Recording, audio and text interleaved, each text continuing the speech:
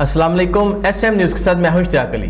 रुख करते हैं कराची की तरफ। नॉर्थ कराची में गैस पाइपलाइन में गुज़श्ता रात जोरदार धमाका, जिसके नतीजे में खातून समेत 2 अफराद जाँ भाग, जबकि खवातीन और बच्चों समेत 4 अफराद जख्मी हो गए। इसी हवाले से मजीद तफसीलात जानते हैं ब्यूरो चीफ जुल्फ़िकार अली से। जी जुल्फ़िकार, आगाह कीजिएगा, क्या तफसीलात है आपके पास?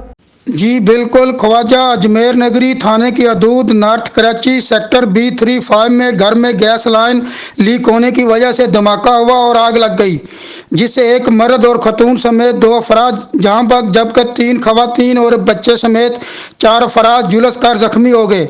इतला मिलने पर रेंजर और पुलिस और रेस्क्यू अदारे के रजाकार मौका पर पहुंच गए।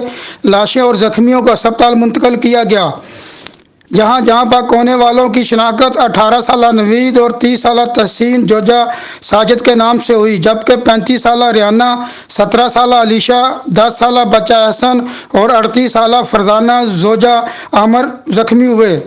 पुलिस का कहना है कि इलाके में सीवरेज लाइन की खुदाई के दौरान सुई गैस लाइन मुतासर हुई थी और मरम्मत के बगैर काम जारी रखा गया था।